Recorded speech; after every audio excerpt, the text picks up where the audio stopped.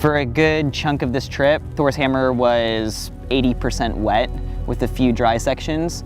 So I had to train my body to like climb 9A plus when it was damp, and that was a hard thing to do. Hello. My name is Daniel Woods. We are in Flantanger. I've always wanted to come to Flantanger ever since I saw videos of Adamandra climbing here. Flantanger is an incredible place.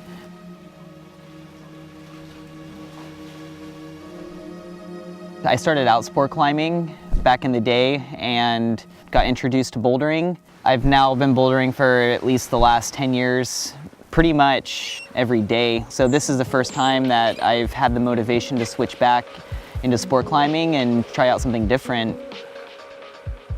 Flantanger seemed like the perfect place just because a lot of the harder routes here are essentially a bunch of boulder problems stacked on top of each other, separated by rests.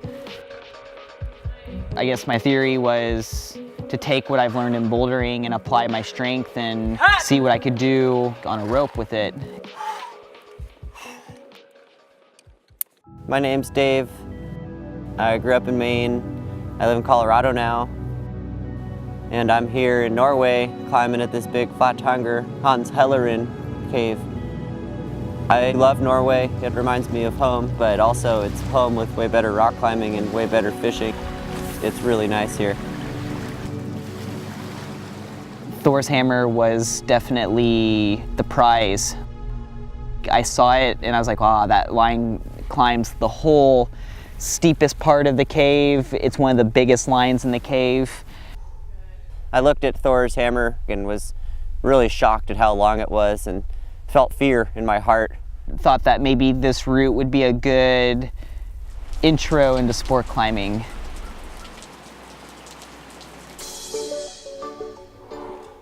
The V11 at the top is really powerful on in-cut crimps.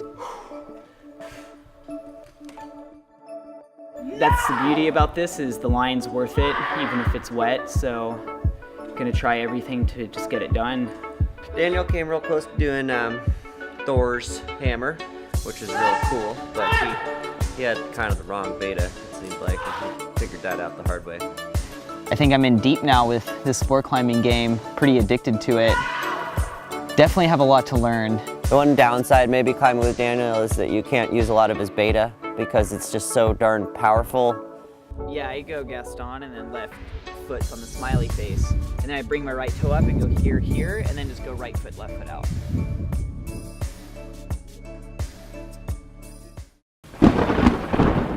The weather was really shitty actually.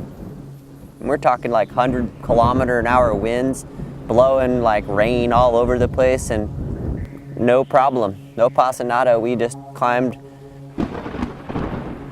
I mean, the big passanata was you'd get really wet hiking up or down. We're accessing the inaccessible right now.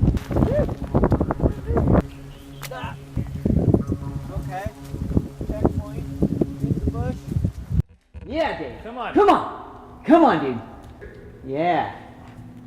You notice how I like got the undercling and I was like, and then I was like, take. It's like soaked. It taught me how to maybe go back and refine certain beta in certain sections so that I could climb it and have reserves when I was pumped and be able to do it when it was wet. Way easier. I was pretty intimidated by the long routes. That kind of was a good thing because it inspired me to try another route, which was a little bit more boulderer friendly, we'll say. The crux was right off the ground. You just kind of squeeze out this really strange feature doing some really improbable movements that you don't really expect to do. A couple years of bouldering don't give you much endurance. I always say it's all in the mind. I don't know if it's all in the mind. I think it might be a lot of the forearms. I got this savage forearm pump I developed here. I don't really feel very tired anywhere other than my forearm. One day I actually climbed through the whole bottom boulder problem and managed to punt off the ending, the last hard move.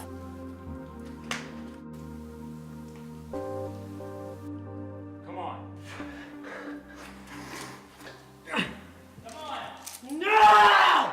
which was a bit of a disappointment, but the kind of ass kicking I needed to step it up. Okay, harnessed up. Will today be the day to not fall? Clip an anchor. Yeah.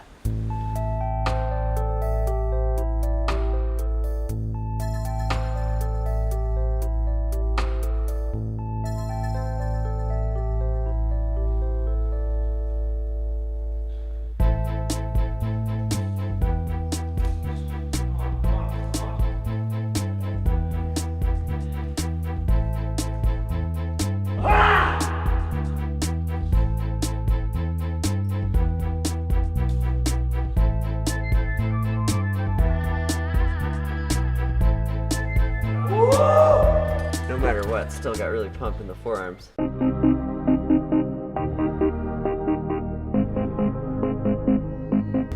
there a kneebar in here? Yes. Yeah.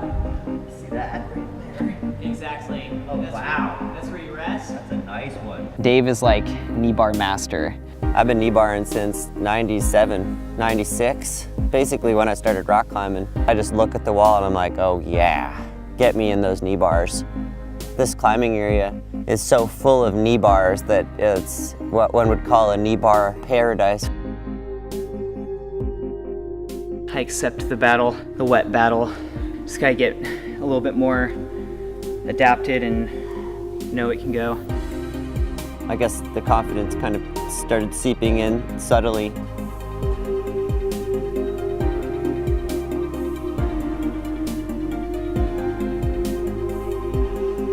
It's very bouldery down low, a 14 move V12 sequence. And in this sequence, you can't really stop. It's such a long route and there's so many boulder problems. After you get through that section, you get a no hands knee bar that's pretty painful.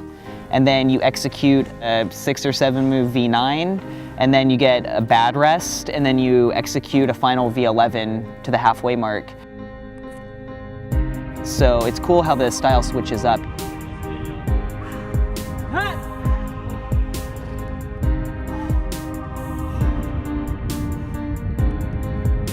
The climbing style is something similar to the stuff I grew up climbing on, and also similar to a lot of the bouldering I do. And also it's really inspiring.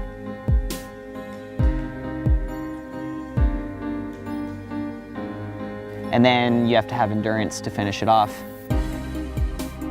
When I sent Thor's hammer, I was on the wall for close to 45 minutes. Your body starts heating up, your mind starts racing, you kind of forget about some of the movements, but that's also the challenge and what makes it fun.